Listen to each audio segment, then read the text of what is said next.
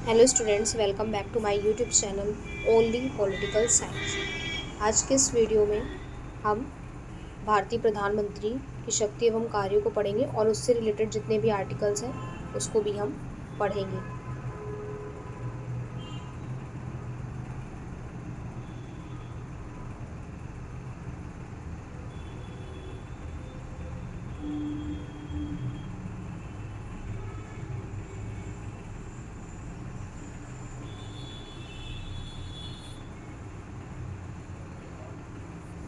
तो यहाँ पर हम सबसे पहले देखेंगे कि वास्तविक कार्यपालिका जो होती है वो भारत में प्रधानमंत्री और मंत्रिपरिषद को वास्तविक कार्यपालिका कहा जाता है। प्रधानमंत्री और उसकी मंत्रिपरिषद को क्या कहा जाता है? वास्तविक कार्यपालिका। सबसे पहले हम मंत्रिमंडल और मंत्रिपरिषद में अंतर समझेंगे। तो मंत्रिपरिषद में 3 प्रकार के मंत्री होते हैं। कौन कौन से होते हैं? मंत्रिपरिषद में क्या होते हैं? 3 प्रकार के मंत्री होते हैं। कैबिनेट मंत्री, राज्य मंत्री और उप मंत्री। कैबिनेट मंत्री, राज्य मंत्री और उप मंत्री होते हैं, जबकि मंत्रिमंडल में केवल कैबिनेट स्तर के मंत्री होते हैं। मंत्रिमंडल शब्द का प्रयोग पूरे भारतीय संविधान में केवल एक बार किया गया था, वह भी 44वें संविधान संशोधन 1978 के द्वारा आर्टिकल 352 में। तो सबसे पहले हम देखेंगे कि प्रधानमंत्री से रिलेटेड कितने आर्टिकल्स हैं। तो आर्टिकल 74 से लेकर 75 क्लॉज 6 तक आप पढ़ लीजिए। जैसा कि हम 74 की बात करेंगे, राष्ट्रपति को उसके कार्यों में सहायता व सलाह देने के लिए एक मंत्री परिषद होगी। क्या होगी? एक मंत्री परिषद होगी, जिसका अध्यक्ष कौन होता है? प्रधानमंत्री होता है, पीएम होता है। दूसरा है आर्टिकल 75, जो कि किससे रिलेटेड है? राष्ट्रपति मंत्रिपरिषद का गठन करेगा, जिसमें वह निम्नलिखित मंत्रियों की नियुक्ति करता है, जो इस प्रकार है। फिर 75(1) से लेकर पूरा 5 और 6 तक आपका मंत्रिपरिषद के आकार, सदस्य और लोकसभा के प्रति सामूहिक रूप से, जैसे 75 का क्लॉज 3 ये कहता है कि मंत्रिपरिषद लोकसभा के प्रति सामूहिक रूप से उत्तरदायी होती है। पूरा ये आपके आर्टिकल्स इंपॉर्टेंट है, आप उसको पढ़ लीजिएगा। अब हम बात करेंगे कि भारत का जो राष्ट्रपति होता है वो बहुमत दल के नेता या गठबंधन दल के नेता को प्रधानमंत्री क्या करता है? नियुक्त करता है। वह प्रधानमंत्री की सलाह पर अन्य मंत्रियों की नियुक्ति करता है और उन्हें बर्खास्त भी कर सकता है। मंत्रियों के बीच विभागों के बंटवारे के संदर्भ में पीएम के पास विशेषाधिकार होते हैं, लेकिन किसे कौन सा विभाग मिला, इनकी घोषणा कौन करता है? वो प्रेसिडेंट घोषणा करता है। तो प्रधानमंत्री की शक्तियाँ जो हैं, प्रधानमंत्री मंत्रिपरिषद का प्रमुख और प्रधान प्रवक्ता, संसद में प्रमुख और सबसे सम्मानित पद है। संसदीय अर्धराष्ट्रपति प्रणाली के तहत प्रधानमंत्री सरकार के कार्यकारी अंग में मंत्रालय का नेता और मंत्रिपरिषद का प्रमुख होता है। राष्ट्रपति भारतीय संविधान के अनुच्छेद 75 के तहत प्रधानमंत्री की नियुक्ति करता है। ये आप आर्टिकल नोट कर लीजिए। 75 अनुच्छेद 74 क्लॉज 1 में यह है कि राष्ट्रपति की सहायता और सलाह के लिए प्रधानमंत्री के नेतृत्व में मंत्रिपरिषद की स्थापना करता है। प्रधानमंत्री की शक्तियों और कार्यों को से संबंधित क्वेश्चंस भी एग्जाम्स में आते हैं, वो भी इम्पॉर्टेंट है। तो भारतीय संविधान के अनुसार प्रधानमंत्री मंत्रिपरिषद का प्रमुख और कैबिनेट में मुख्य प्रवक्ता होता है। वे कैबिनेट की बैठकों की अध्यक्षता करते हैं। भारत के प्रधानमंत्री, तो राष्ट्रपति नाम मात्र की कार्यकारी शक्ति, वास्तविक कार्यकारी है, जिसे संसदीय प्रणाली के तहत संविधान द्वारा प्रदत्त किया गया है। वही प्रधानमंत्री वास्तविक कार्यकारी है। दूसरे शब्दों में यानी कि नाम मात्र की कार्यपालिका राष्ट्रपति और वास्तविक कार्यपालिका प्रधानमंत्री। राष्ट्रपति राज्य का मुखिया होता है, लेकिन प्रधानमंत्री सरकार का मुखिया होता है। संविधान में प्रधानमंत्री के चयन और नियुक्ति की व्यवस्था निर्दिष्ट नहीं है। अनुच्छेद 75 में यह कहा गया है कि राष्ट्रपति प्रधानमंत्री की नियुक्ति करता है।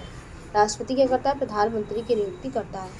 संसद नियमित रूप से प्रधानमंत्री के वेतन भत्ते निर्धारित करती है। संसद सदस्य के बाहर वेतन और भत्ते संसद सदस्य के बराबर वेतन और भत्ते दिए जाते हैं। प्रधानमंत्री की शक्तियाँ और कार्य। तो मंत्रिपरिषद के संबंध में केंद्रीय मंत्रिपरिषद के अध्यक्ष के रूप में प्रधानमंत्री के पास निम्नलिखित शक्तियाँ हैं। वे मंत्रिपरिषद की नियुक्ति के लिए राष्ट्रपति को सिफारिशें करते हैं। राष्ट्रपति केवल उन्हीं मंत्रियों को नियुक्त कर सकते हैं जिन्हें प्रधानमंत्री ने प्रस्तावित किया हो। वे मंत्रियों की कुछ विभाग को सौंपते हैं और पुनः सौंपते हैं। असहमति की स्थिति में वे किसी मंत्री को इस्तीफा देने के लिए कह सकते हैं या राष्ट्रपति उसे बर्खास्त करने का सुझाव दे सकते हैं। मंत्रिपरिषद की बैठक की अध्यक्षता भी की जाती है तथा उसके निर्णय से मंत्रिपरिषद के निर्णय प्रभावित होते हैं। वे मंत्रिपरिषद की अध्यक्षता करते हैं और उसके निर्णयों को प्रभावित करते हैं। वे सभी मंत्रालयों के कार्यों का निर्देशन, प्रबंधन और आयोजन करते हैं। पद से सेवानिवृत्त होकर वे मंत्रिपरिषद को समाप्त कर सकते हैं। प्रधानमंत्री मंत्रिपरिषद का प्रमुख होता है। प्रधानमंत्री क्या होता है? वो मंत्रिपरिषद का प्रमुख होता है। राष्ट्रपति के संबंध में वे राष्ट्रपति और मंत्रिपरिषद के बीच क्या करते हैं? वे संपर्क का प्राथमिक बिंदु है। प्रधानमंत्री की जिम्मेदारी है कि वे संघ के प्रबंधन और विधायी पहल से संबंधित मंत्रिपरिषद के सभी निर्णय राष्ट्रपति को प्रेषित किए जाने चाहिए। संघ के प्रशासन के मामलों और विधायी विचारों के बारे में ऐसी जानकारी प्रदान करना जिनका राष्ट्रपति अनुरोध करे।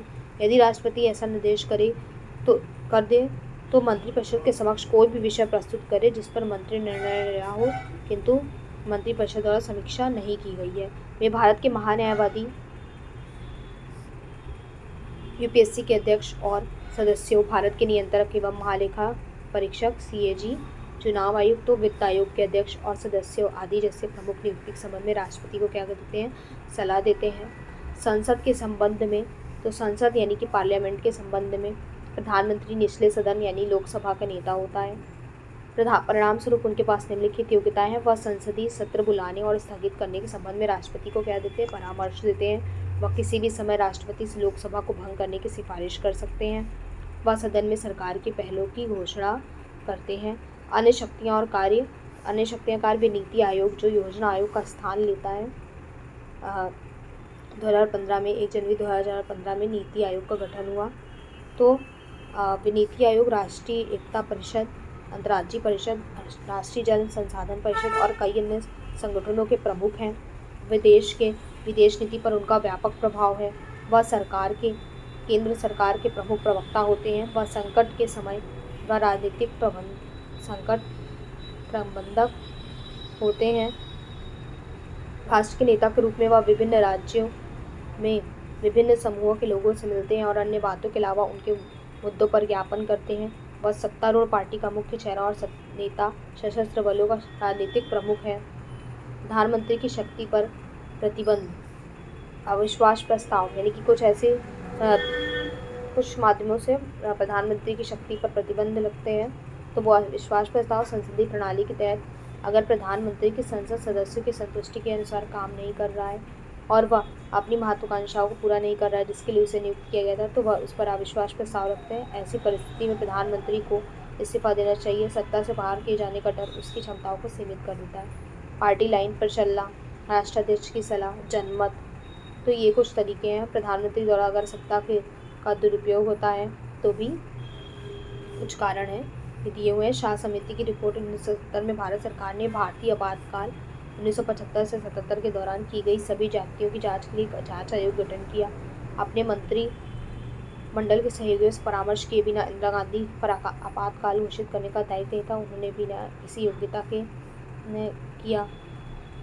लोकपाल को किसी भी ऐसे के खिलाफ भ्रष्टाचार के आरोपों की जांच करने का अधिकार दिया गया जो प्रधानमंत्री है या रह चुका, ताकि प्रधानमंत्री को सत्ता के पदों का दुरुपयोग करने से रोक है। तो ये सब कुछ आप चीज़ें नोट कर सकते हैं। निष्कर्ष, परिणाम स्वरूप देश के राजनीतिक प्रशासनिक ढांचे में प्रधानमंत्री एक आवश्यक और महत्वपूर्ण भूमिका निभाता है। डॉक्टर BR अम्बेडकर ने अगर हमारे संविधान के तहत किसी भी अधिकारी की तुलना अमेरिकी राष्ट्रपति से की तो वह प्रधानमंत्री होगा, ना कि संघ का नेता। प्रधानमंत्री मंत्रिपरिषद का प्रमुख होता है। तो आप देख सकते हैं ये कुछ प्रधानमंत्री से रिलेटेड कुछ नोट्स हैं, उसको आप इसका स्क्रीनशॉट भी ले सकते हैं।